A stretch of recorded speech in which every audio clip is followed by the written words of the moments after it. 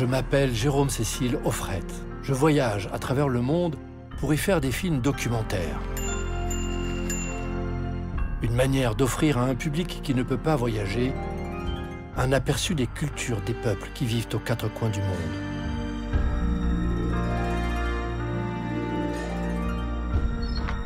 Aujourd'hui, je voyage en Chine.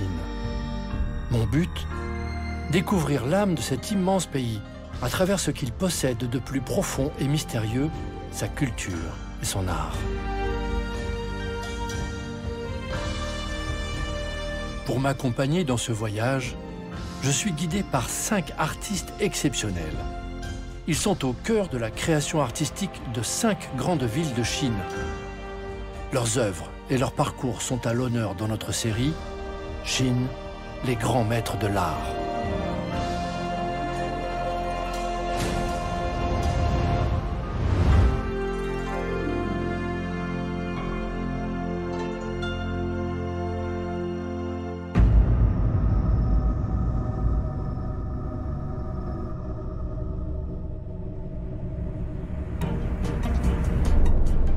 Aujourd'hui, je suis à Shanghai. 24 millions d'hommes et de femmes y vivent, faisant de cette cité aux 1000 lumières l'une des plus grandes villes de Chine.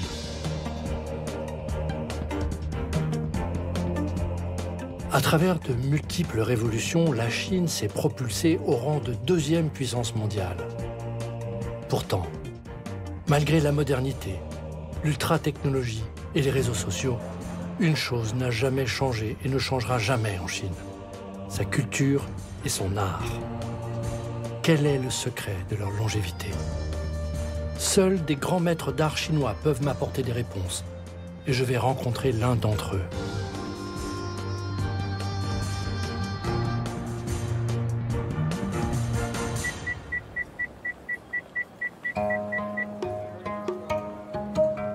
Le maître que je vais rencontrer aujourd'hui est particulièrement célèbre pour sa haute pratique de la peinture shanshui, une peinture académique en Chine consacrée au paysage.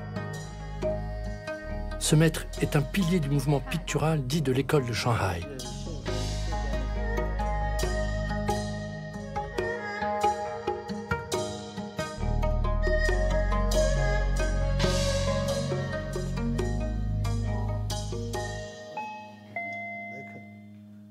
Son nom est Zhou Pengfei.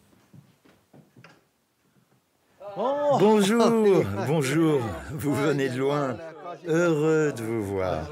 Bienvenue. Entrez, entrez, je vous en prie. Nous, en Occident, on a une histoire profonde, une histoire de l'art très, très importante, mais on n'a pas beaucoup d'idées sur la peinture chinoise. Et l'art chinois nous intéresse beaucoup. Il faut vraiment que vous nous considériez dans notre conversation comme un disciple. Voilà, vous êtes notre maître et moi je suis votre disciple. Il faut vraiment me considérer comme ça. Notre histoire de la peinture est très ancienne. Dès la dynastie Song, la peinture de paysage était déjà très mûre. Mais même si je fais de la peinture chinoise, j'ai beaucoup d'admiration pour la grandeur de l'art français. Pour être simple, on pourrait dire qu'en vérité, l'art français, c'est comme le café. Il a une saveur bien à lui. Quant à l'art chinois, c'est comme le thé. Son goût est différent. Ses caractéristiques sont différentes. L'art chinois, c'est une longue et riche histoire. Si on la compare à la peinture occidentale, ce qui distingue la Chine, c'est justement cette longue histoire. À l'époque des Song, notre peinture, surtout celle de paysage, existait déjà depuis bien plus longtemps que la vôtre. La dynastie Song, c'est entre le 9e et le 12e siècle. À Paris, on est en plein Moyen-Âge et on n'a pas encore terminé la construction de Notre-Dame. La seule peinture qu'on pratique alors est la peinture religieuse. Au tout début de l'art classique, vous mettiez l'accent sur le réalisme, c'est-à-dire la représentation fidèle de la réalité. Les personnages étaient peints de façon très ressemblante, très précise. La perspective aussi, c'est vous qui l'avez découverte et poussée à l'extrême. L'art chinois, lui, n'a pas suivi cette voie. Et si c'est vous qui avez inventé la perspective, et que de grands artistes comme les impressionnistes le connaissaient très bien, ils ont fini par l'abandonner. Dans beaucoup d'œuvres, par exemple chez Picasso, on voit bien qu'il ne se soucie pas de la perspective. À la fin, il peignait selon son envie, selon ce qui lui venait à l'esprit. Ça, en revanche, c'est assez similaire à la pensée artistique de la Chine ancienne.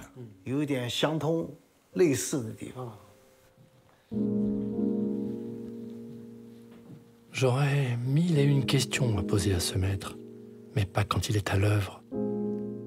Par exemple, d'où lui vient son inspiration? Quel a été son parcours? Qui a été son maître? Que pense-t-il du lien de la continuité entre les peintres des siècles passés et les artistes d'aujourd'hui, comme lui, confrontés à la frénésie du XXIe siècle? Et la nature, quelle place a-t-elle dans la peinture de paysages classiques chinoise?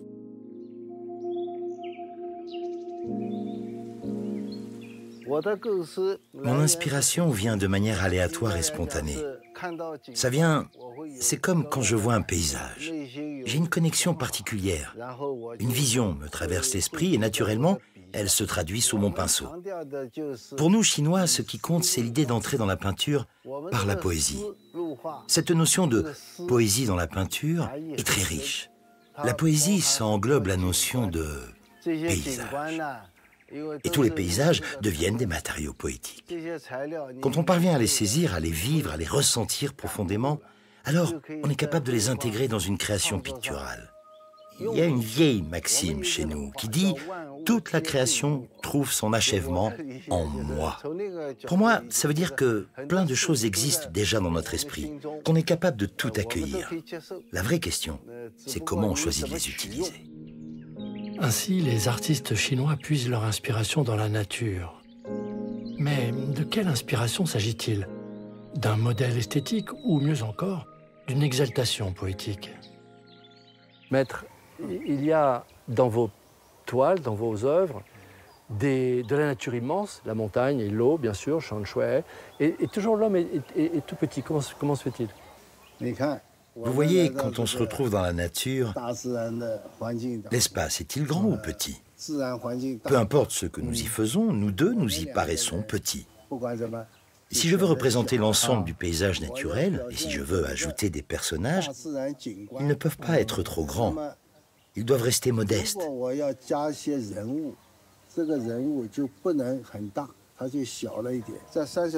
Dans la peinture de paysages chinois, les personnages sont des accessoires, dont le rôle important est de servir de touche finale. On a un vieux dicton qui dit « peindre les pupilles du dragon ». On a une légende antique d'un grand maître qui peignait très bien les dragons et qui attendait toujours de mettre leurs pupilles à la fin. Car une fois que les pupilles étaient peintes, le dragon s'envolait vers le ciel. Donc, les pupilles sont vraiment cruciales. Et quand on parle de petits personnages, il ne faut pas les sous-estimer. Même s'ils sont petits dans la scène que je peins, leur poids est lourd de sens. Si on parle de peindre les pupilles, c'est à cause de cette touche finale, ce point d'éclat. Bien sûr, ces choix dépendent des situations et de l'environnement. Parfois, j'ajoute des personnages. Si ce n'est pas nécessaire, je n'en ajoute pas. Si j'en ajoute, j'en fais des personnes de l'ancien temps, avec l'idée que ce sont des érudits, des gens de culture, faisant partie du paysage parce que artistes.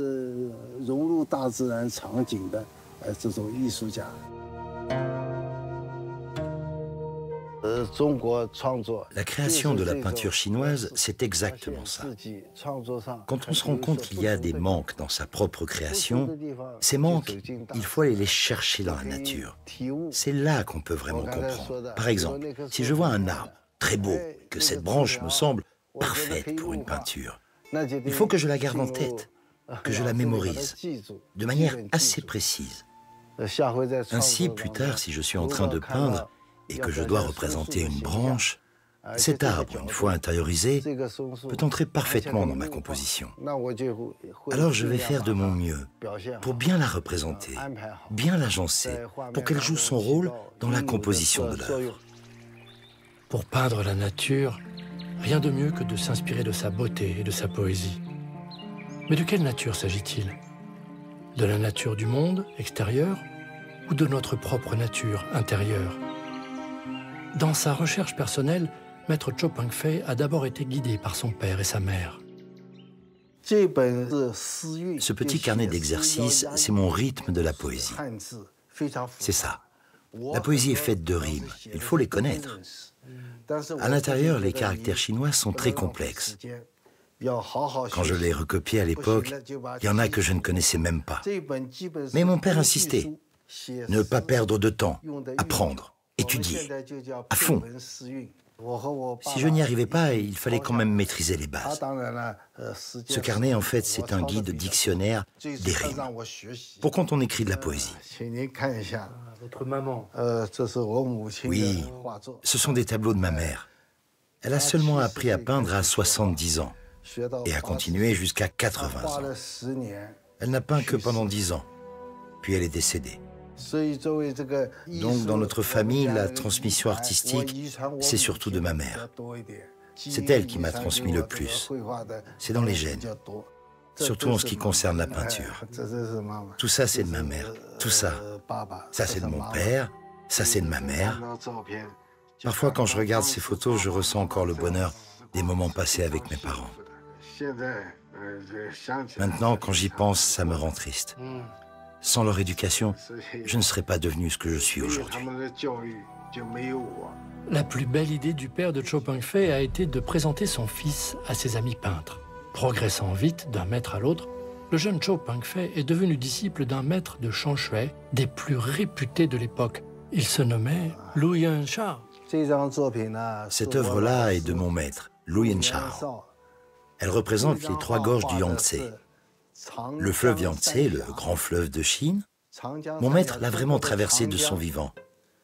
À l'époque, il a utilisé un radeau de bois et a voyagé comme ça depuis le Sichuan jusqu'à Shanghai. Ça lui a pris plus d'1 mois et il a créé un lien très fort avec les eaux du fleuve parce qu'il les avait vues, vécues. C'est pour ça, plus tard, les gens disaient de lui qu'il était le meilleur, le numéro 1 des peintres du Yangtze. Le maître de Cho Peng-fei a marqué son époque d'une telle empreinte créative que la ville lui a dédié un musée, le musée d'art Lu Yanshao.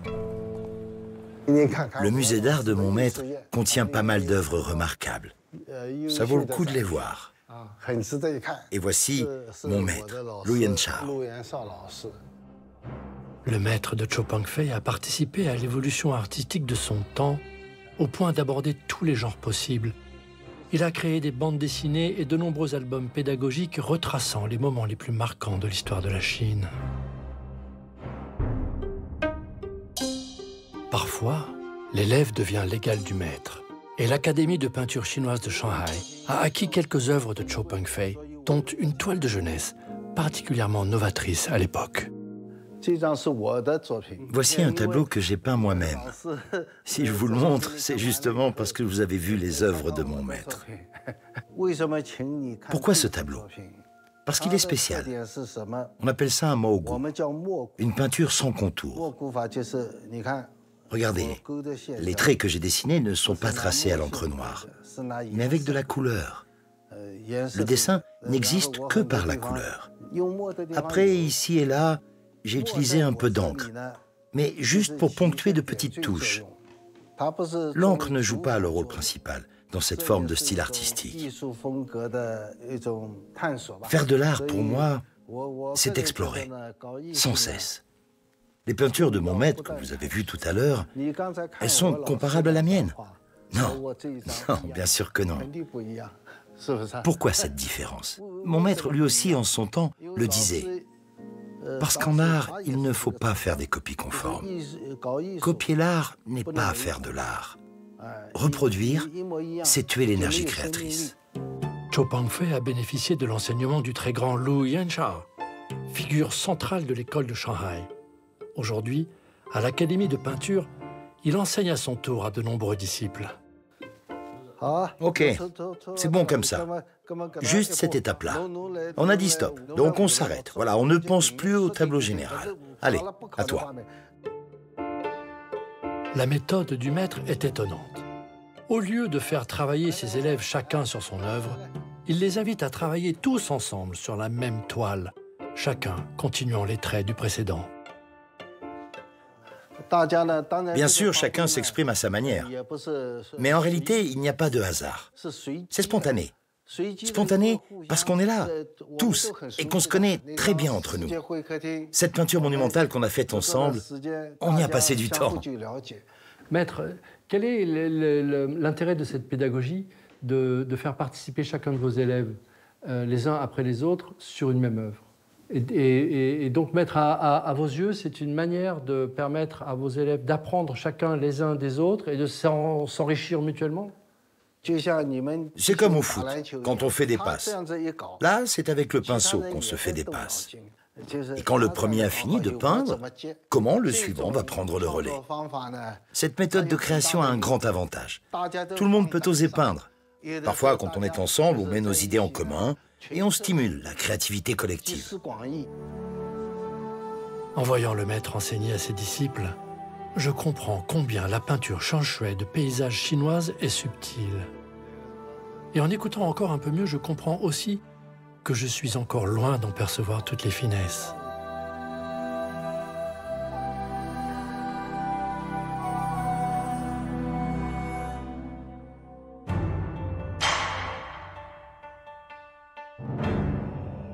Pour m'aider à y voir clair, le maître a voulu me montrer les choses en grand. Voici son œuvre la plus monumentale, 100 mètres carrés, peinte à la demande de l'un des plus grands centres de congrès de Chine. C'est cette toile qu'il a créée, en y associant ses disciples dans cette idée un peu folle d'art collectif. Au départ, mes commanditaires m'ont demandé de peindre tout seul. Mais je leur ai affirmé que c'était impossible. Trop grand, j'ai dit. C'est là que m'est venue l'idée de proposer d'inviter d'autres très bons peintres pour travailler ensemble. C'étaient quasiment tous des artistes de la génération de mes élèves. On a super bien collaboré, dans une ambiance très agréable.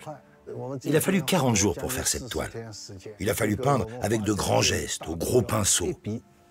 Le concept, c'est un geste en un seul trait. Chaque coup de pinceau doit aller jusqu'au bout, sans s'arrêter. Certains traits sont légers, d'autres plus chargés. Pour certaines couleurs, on doit passer 4 ou 5 fois. Une fois sec, si ce n'est pas suffisant, on en remet une couche. Cette toile, c'est un travail énorme. Parfois, l'effort, c'est juste d'attendre que ça sèche. Alors faut attendre, peindre un autre coin en attendant que ça sèche. Une fois que c'est sec, on revient et on ajoute, couche après couche, encore et encore. Le plus dur, c'est la patience. En Chine, la peinture de paysage se nomme le shanshui. Le shan, qui veut dire montagne, et le shui, qui veut dire eau. Un maître du passé a écrit « La montagne a les cours d'eau pour artères, les herbes et les arbres pour chevelure, les brumes et les nuages pour teint. La montagne doit à l'eau la vie qui l'anime, aux herbes et aux arbres sa beauté, aux fumées et aux nuages son charme. Quant à l'eau, elle a pour visage la montagne à laquelle elle doit sa séduction. » Le maître m'a laissé seul, préférant retourner à son atelier finir sa toile de nénuphar. Il la destine à une exposition qu'il va faire au Louvre, à Paris. En attendant de le retrouver, je reviens dans le jardin chinois où il m'a, la première fois, parlé de l'artiste et de sa représentation du monde. C'est toute la question de la relation de l'homme à la nature. C'est la grande interrogation de la peinture shanshui. Trouver et peindre la place de l'humain dans l'univers, de l'homme dans son environnement. Le shanshui est sans doute la plus ancienne réflexion philosophique sur la conception écologique, bien des siècles avant que l'Occident ne s'y intéresse.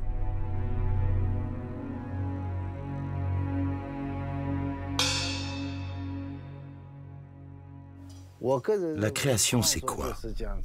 Créer, être artiste. c'est bien sûr avoir son propre style.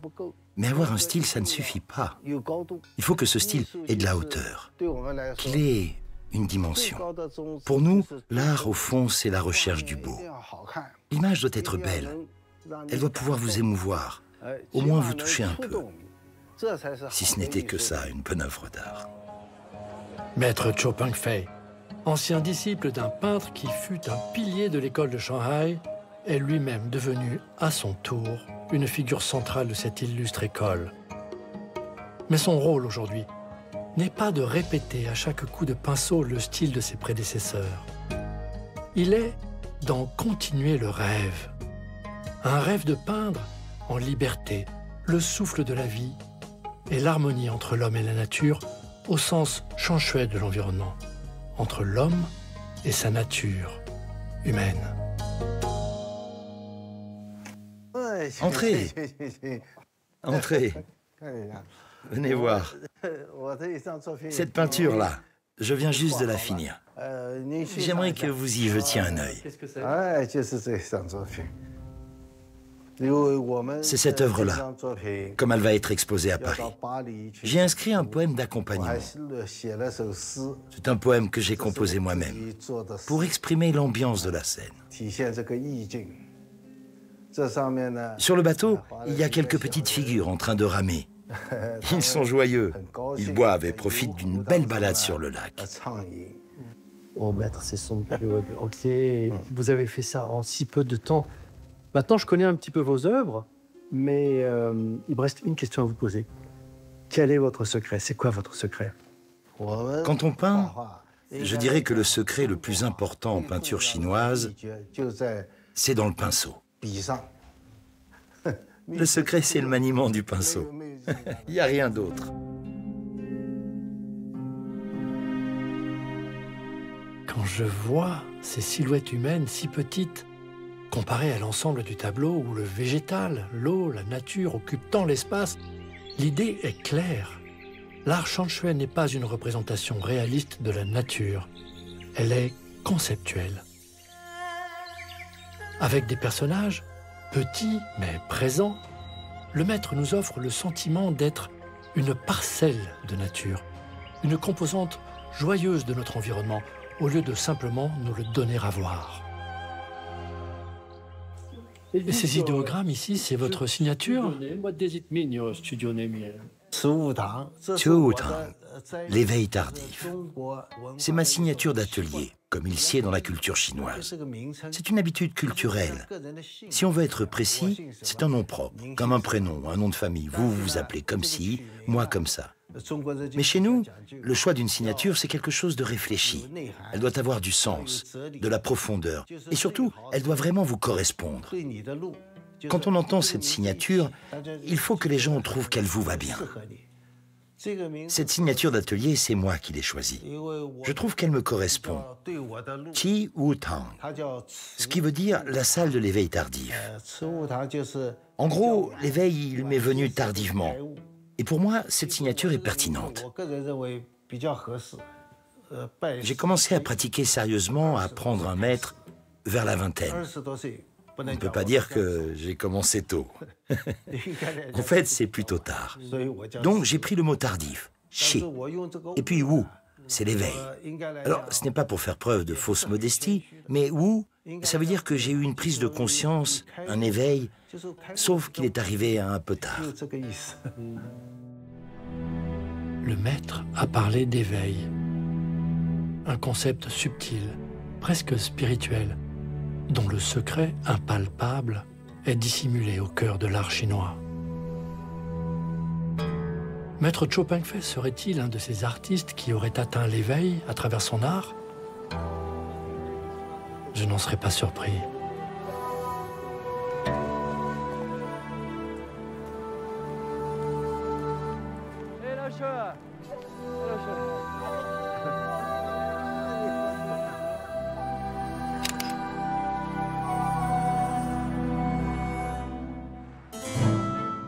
Le jour de l'inauguration parisienne de son exposition, ce ne sont pas des petits personnages que l'on a vus, mais un public nombreux et curieux d'esthétique chinoise. Et une phrase m'est revenue que j'avais lue un jour. Elle disait « Le peintre contemple l'univers dans sa vérité. Il voit la nature changer sans cesse sous ses yeux.